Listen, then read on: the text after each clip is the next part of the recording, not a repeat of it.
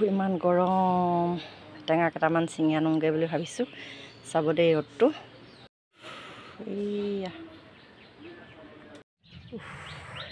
বন্ধু বান্ধৱীসকল, ভাবিছিলোঁ আজি পুনৰ এয়া নেমু দেখিছে, নেমুৰ চৰ্বত কেনেকৈ জবা ফুল দি খাব পাৰি মই আপোনালোকক, আৰু এই গৰমত জবা ফুলৰ সৈতে নেমু ৰস খালে আচলতে আপোনাৰ কি কি ভাল তাকে আপোনালোকক অকণমান জনাম বুলি নেমু ছিঙিবলৈ আহিছিলোঁ। কিন্তু যিটো গৰম ভিডিঅ' কৰাৰ মানে অকণমানো মুড নাই, তথাপিতো অকণমান ভিডিঅ'টো কৰিলোঁ। নামেই যাৰ ৰক্ত জবা নামেৰে পৰিচিত, এয়া হৈছে ৰক্ত জবা দেখিছে, ৰক্ত নে ৰক্ত আৰু একদম পূৰা জিলিকি আছে, আৰু তাৰে কেইপামান ছিঙি ল'লোঁ। আৰু এয়া জবা ফুল কেইপা মই খুব সুন্দৰকৈ ধুই লোৱাৰ পিছত অকণমান উতলাই থোৱা গৰম পানী ফুলখিনিৰ ওপৰত দি দিলোঁ, আৰু দি দিয়াৰ লগে লগে দেখিছেনে কি সুন্দৰকৈ ফুলৰ ৰক্ত অংশ পানীৰ লগত মিহলি হৈ ওলাই আহিছে। এয়া দেখিছে খুব সুন্দৰ। আৰু এনেকৈয়ে আপোনালোকে ৰক্ত জবা ফুলখিনি আনি অকণমান কুহুমীয়া গৰম পানীত মিলাই ল'ব, আৰু যিসকলে পাৰে মিক্সিত দি ফুলখিনি সম্পূৰ্ণ গুড়ি কৰিও ল'ব পাৰে, তেতিয়া জুচখিনি অকণমান খাবলৈ ডাঠ টাইপৰ হয়। মই কিন্তু তেনেকৈ নলওঁ, এয়া মই অকল ফুলৰ ৰসটো মানে ৰঙা অংশটোহে উলিয়াই ল'লোঁ। আৰু এয়া দেখিছে ফুলখিনিৰ পৰা খুব সুন্দৰকৈ ৰঙা ৰংটো পানীৰ লগত মিহলি হৈ আহিলে, আৰু এখন চেকনিৰেদি পানীখিনি মানে ফুলৰ পৰা পানীখিনি খুব সুন্দৰকৈ এনেকৈ চেকি ল'ব। এয়া দেখিছে খুব সুন্দৰকৈ মই চেকি ল'লোঁ,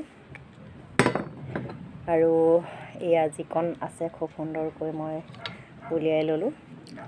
তাৰপিছত এয়া আপোনালোকে দেখিছে খুব সুন্দৰকৈ ফুলৰ ৰং ওলাই গৈছে, আৰু ৰক্তৰ এই ৰংখিনিয়ে আমাৰ শৰীৰত গৰমৰ বতৰত যেতিয়া মানুহৰ খুব এলাহ ভাগৰুৱা অনুভৱ হয়, তেতিয়া এনেধৰণৰ ৰক্ত জবাৰ ৰস যদি আপুনি নেমুৰ লগত চৰ্বত কৰি খায়, মনত বহুত সতেজ আৰু শক্তি অনুভৱ কৰিব। আৰু এয়া মই অলৰেডি উলিয়াই ৰখা নেমুৰ ৰসখিনিত, যিহেতু মই 2টা নেমু লৈছিলোঁ, 2টা নেমুৰ কাৰণে 2 গিলাচ পানী ল'লোঁ, আৰু পৰিমাণ অনুসাৰে 1 চামুচ নিমখ দিলোঁ, আৰু তাতে পৰিমাণ অনুসাৰে মই 2 চামুচ এয়া চেনি তাতে মিহলাই দিম। আৰু পানীখিনিত চেনি আৰু নিমখ যিহেতু খুব সুন্দৰকৈ মিলাই ল'ব লাগিব।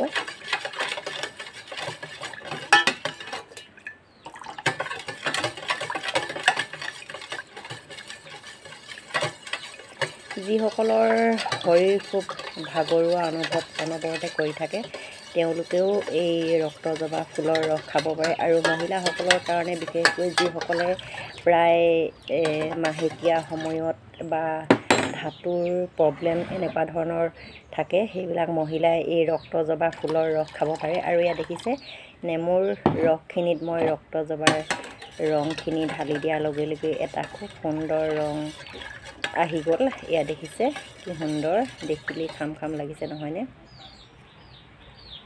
অকণমান টেষ্টি কৰি চালোঁ নিমখৰ পৰিমাণ কেনেকুৱা হৈছে।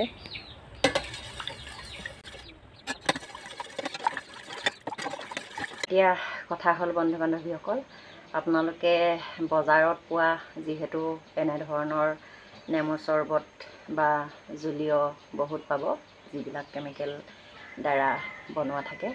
কিন্তু আপুনি যদি আপোনাৰ ঘৰৰ বাৰীতে এনেধৰণৰ জবা ফুল, অকল জবা ফুল বুলিয়ে নহয়, যদি আপোনাৰ ঘৰত অপৰাজিতা বা নয়নতৰা এনেকুৱা ধৰণৰ ফুলবিলাক আছে, আপোনালোকে নয়নতৰা পাতেদিও বনাই খাব পাৰে। আৰু যিসকলে খাব পাৰে, জবা ফুল পাহ মিক্সিত সম্পূৰ্ণ পিচি কৰি গৰম পানী অকণমান দি জোলখিনি আপোনালোকে ৰসখিনি যদি উলিয়াই লয়, তেনেকৈও আপোনালোকে নেমুৰ লগত বনাই কৰি খাব পাৰে। আৰু খুব ভাল ৰ'দৰ কাৰণে, যিহেতু গৰমত ৰ'দৰ যিটো গৰমৰ তাপত মানুহৰ শৰীৰবোৰ যিহেতু পানীটো শুকাই যায়, আৰু যিবিলাকৰ তেজত ৰক্তহীনতাত কিছু প্ৰব্লেম আছে, তেওঁলোকেও এই ৰক্ত জবা ফুল অকল গৰম বা কি বুলিয়ে নহয়, সকলো সময়তে তেওঁলোকে পৰিৱেশন কৰিব পাৰে। বা যিকোনো ফুলৰ খাব পাৰে, যেনেধৰণে নয়নতৰা পাত বা ফুল আমি খাওঁ ঠিক তেনেকৈ খাব পাৰে আৰু শৰীৰৰ কাৰণে খুব ভাল। আৰু গৰমত আপুনি ৰ'দত আহি বাহিৰৰ পৰা আহি যেতিয়া এনেধৰণৰ ৰক্ত জবা ফুলৰ একাপ আপুনি এনেকৈ বনাই কৰি চৰ্বত খায়, আপোনাৰ মনটো বহুত ভাল লাগিব, সতেজ সতেজ লাগিব, সতেজ অনুভৱ কৰিব। আৰু এয়া চাওক কি ধুনীয়া হৈছে। আৰু এয়া চাওক মই সৰু সৰুকৈ ফ্ৰিজত আইচ বনাই থৈছিলোঁ। যদি আপোনাৰো এনেধৰণৰ সুবিধা আছে তেতিয়াহ'লে আপুনি এটুকুৰা ইয়াতে আইচ দি দিব পাৰে। ইয়াতে মই এতিয়া এটুকুৰা আইচ দি ল'ম। এনেধৰণৰ আইচ আপুনি ইয়াতে এনেকৈ দি ল'ব পাৰে। আইচটো দি ল'লে যিহেতু পানীটো ঠাণ্ডাটো অলপ বেছি হয়, তেতিয়া এনেধৰণৰ মই ইয়াত দুটুকুৰা দি দিছোঁ আইচ। আপুনি এটুকুৰা দুটুকুৰা যিমান পাৰে এনেকৈ কৰি দি ল'ব পাৰে। আৰু এয়া একাপ সম্পূৰ্ণ এনেকৈ কৰি বনাই দিছোঁ। চব কি সুন্দৰ নহয়নে? চব কিমান ধুনীয়া হৈছে। আৰু ইয়াতে মই এনেকৈ কৰি এয়া আইচ দি দিছোঁ। তো এইখিনি মই এতিয়া খাম।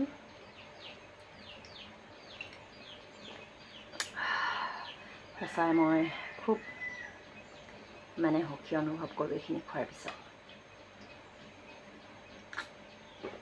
তো বন্ধু বান্ধৱীসকল, ভিডিঅ'টো আজিলৈ ইমানেই আছিলে। আপোনালোকে যদি এনেকৈ ৰক্ত জবা ফুলৰ চৰ্বত বনাই খাব পাৰে গৰমৰ বতৰত, এনেকৈ মই দেখুৱাই দিয়াৰ ধৰণে আপোনালোকে খাব পাৰে।